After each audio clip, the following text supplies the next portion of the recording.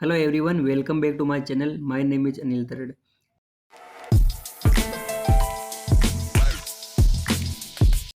आज के इस वीडियो में हम क्लास 8 के चैप्टर फर्स्ट के बारे में पढ़ेंगे जिसका नाम है the best Christmas present in the world, यानी क्रिसमस का सबसे अच्छा तोहफा। अब सबसे अच्छा तोहफा क्या होता है, वो किस बारे में है, वो इसमें पढ़ेंगे। तो इस चैप्टर में सबसे पहले हम समरी पढ़ेंगे, देन इसके बाद जो जो जो 30 to 40 वर्ड्स वाले क्वेश्चन आंसर है वो उसके बारे में पढ़ेंगे। तो इसके बारे में ब्रीफ में पहले आपको समरी बता देता हूँ। इस पिक्चर से जो आप देख सकते हो कि जो ये ऑथर है इसको एक जो रोल टॉप डेस्क मिलती है, और जब ये इसको ओपन करता है जो कि इसको ये मेंट कराते हैं, रिपेयर कराता, तब इसको एक जो ड्रॉर है उसमें उसको एक एनवलप मिलता है, लिफाफा मिलता है। फिर उसमें जो लिफाफा का जो एड्रेस होता है इसके बाद वो इस लेडी को देता है। तो इस प्रकार से ये है। तो लिफाफा किसका है, इस लेडी को क्यों देता है, किसने लिखा है, वो इस चैप्टर में हम सारे पढ़ने जा रहे हैं। ओके, अब समरी पर डिस्कस करते हैं। The author in the story goes to a junk shop to purchase a roll-top desk which is not in a very good condition. यानी जो कहानी का ऑथर है, स्टोरी का ऑथर है, वो एक जंक शॉप पर जाता है टू परचेज यानी बाय करना, खरीदने के लिए ए रोल टॉप डेस्क। यानी ये जो रोल टॉप डेस्क, इसका मतलब होता है जो रोल टॉप डेस्क सिंबल थोड़ी सी अलग होती है। जो नॉर्मल डेस्क है उसमें ये होता है जो ऊपरी भाग है उसको कवर भी किया जा सकता है अगर इसको हम यूज नहीं कर रहे तो। Which is not in a very good condition, जो कि एक अच्छी कंडीशन में नहीं थी, यानी उसको रिपेयर की नीड थी, तभी तो वो इसको जंग शॉप से लेकर आया था। The narrator start repairing it on the Christmas eve and find a letter in it drawers. यानी जो नरेटर है, जो ऑथर है, स्टार्ट रिपेयरिंग इन इसको रिपेयर करना शुरू करता है ऑन द क्रिसमस एव, जो क्रिसमस की जो संध्या पर, पूर्व संध्या पर, and find a letter in its drawer, और उसकी जो ड्रॉर है उसमें एक लेटर उसको मिलता है। फाइंड इन होता है, पढ़ना भी होता है।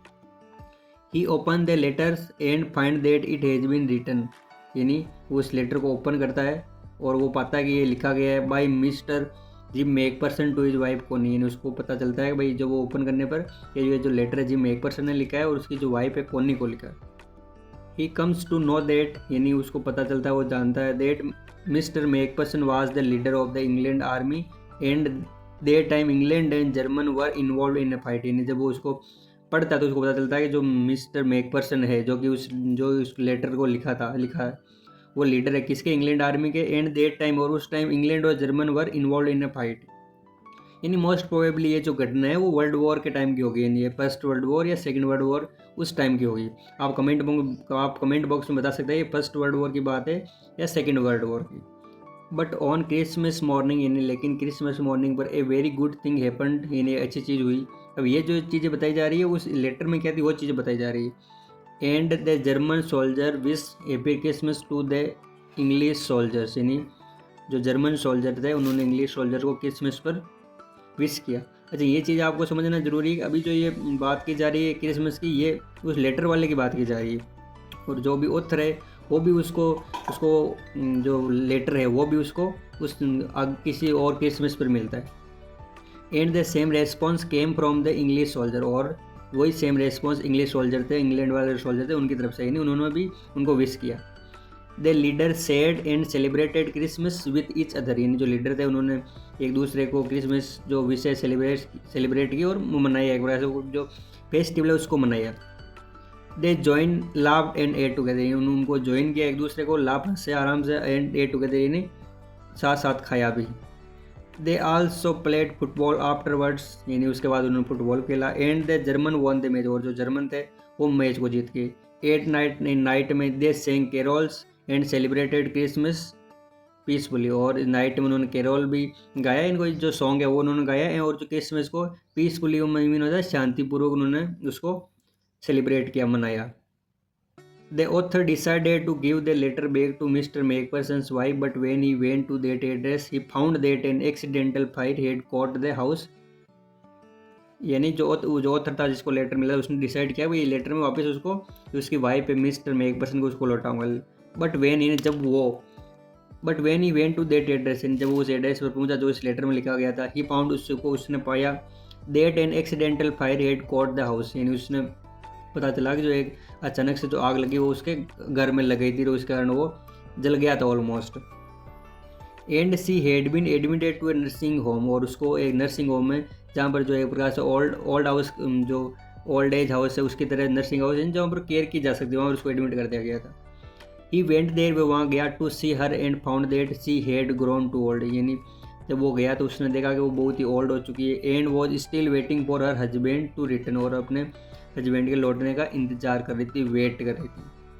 She mistook the author as her husband and declared him as the best Christmas present in the world. यानी वो जो ऑथर को अपना हस्बैंड मतलब गलती से मान लेते, क्योंकि उसके जो हस्बैंड ने भी बोला था कि भाई जो मैं क्रिसमस पर आऊँगा, और जो ऑथर है वो भी क्रिसमस पर जाता है, तो उसको लगता है भाई ये मेरा हस्बैंड होगा, तो उसने फिर उसको ये मानना कि भाई आप क्रिसमस का सबसे अच्छा तोहफा हो, इससे अच्छा आज के त्यौहार के दिन और क्या ही हो सकता है।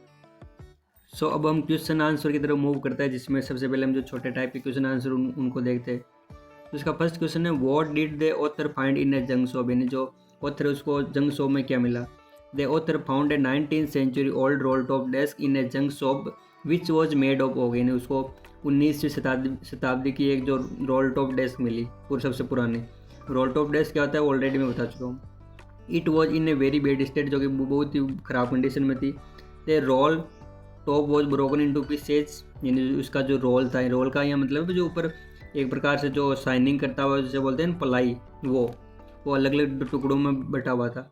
One of its leg was not repaired properly, और इसका एक लेग भी प्रॉपरली रिपेयर नहीं किया गया था। And the other side head burn mark, और जो बाकी दूसरी साइड उन पर जो जले हुए निशान थे। Second question, what did he found in a drawer, यानी उसको ड्रॉर में क्या मिलता है। Who do you think he'd put in there, आपको क्या लगता है उसको किसने रखा होगा। The author found a small tin box in the secret drawers of roll top desk. A piece of line note paper was sellotape to its top, और a piece of line note paper, इन जब उसको एक tin box मिला तो उसमें एक piece यानी एक टुकड़ा था ऑफ लाइन नोट पेपर, इन जो सीधा नोट पेपर होता है उसमें was sellotape to its top, और जो इसकी टॉप थी उस पर सेलो टेप किया गया था, इन्हें उसको सही से रखा गया था भाई, सुरक्षित। इट हेड इस पर था, Jim's last letter received January 25, 1915 to be concealed with me when the time comes, यानी जब टाइम कम आए तब इसको कंसीलियन उजागर किया जाए, यानी उसको लोगों को बारे में बताया जाए। रिटर्न ऑन इट, इसके बारे में लिखा है। जब उस पर सेलो टेप की गई थी उस पर लिखा हुआ था, उसके अंदर जो चीज़ें लिखी वो तो अलग है, बट इसके ऊपर जो लिखी हुई ये चीज़ें थी। Probably it was put there by Mrs Jim McPherson, यानी संभवतः इट वॉज पुट देयर रखा गया था by Mrs Jim McPherson who was Jim wife, यानी उसकी वाइफ ने रखा होगा obviously. She had written her name, यानी उसने अपना नाम लिखा, and address on the envelope inside the box, और उस एनवलप पर अंदर अपना नाम भी लिखा था। Who had written the letter to whom and when, यानी ये लेटर किसने लिखा, किसको लिखा, कब लिखा। Jim McPherson had written the letter to his wife Connie McPherson on December 26, 1914। तो इससे आपको पता चल गया होगा ये जो फर्स्ट वर्ल्ड वॉर की बात, क्योंकि जो फर्स्ट वर्ल्ड वॉर है वो 1914 से 1918 के बीच में होता। सेकेंड इसका, why was the letter written, what was the wonderful thing had happened, यानी ये लेटर क्यों लिखा गया था और क्या अद्भुत चीज़ हुई। इसका answer, Jim wrote the letter to tell his wife that a wonderful thing that happened on Christmas day, यानी जिम ने अपनी जो वाइफ को लिखा था वो उसको बताने के लिए कि जो क्रिसमस का दिन था उसमें एक अजब सी चीज़ हुई। The British and the German were engulf in a war, इन जो ब्रिटिश और जर्मन जो सोल्जर थे वो वॉर में थे। येट ऑन दिस डे, यानी फिर भी उस दिन बहुत देर troops met in no man's land, यानी फिर भी जो ट्रूप्स थे यानी जो उनकी सेनाएं थी, टुकड़ियाँ थी, वो जो उनके दोनों सेनाओं के बीच जो जगह होती है जहाँ पर कोई सी भी सेना नहीं जाती, वहाँ पर दोनों वो इकट्ठा हुई क्रिसमस के दिन।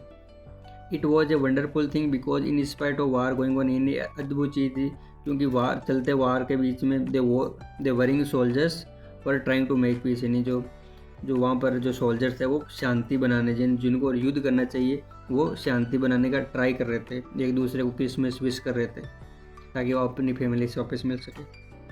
थर्ड क्वेश्चन है, what job did Hans Wolf and Jim Macpherson have when they were not soldier, इन जो सोल्जर थे जो हैंस वुल्फ और जिम मैकफर्सन, जो हैंस वुल्फ है जो कि जर्मन सोल्जर और जिम मैकफर्सन जो कि एक प्रकार से जो इंग्लिश सोल्जर, वो कौन कौन सी जॉब करते थे जब वो सोल्जर नहीं थे।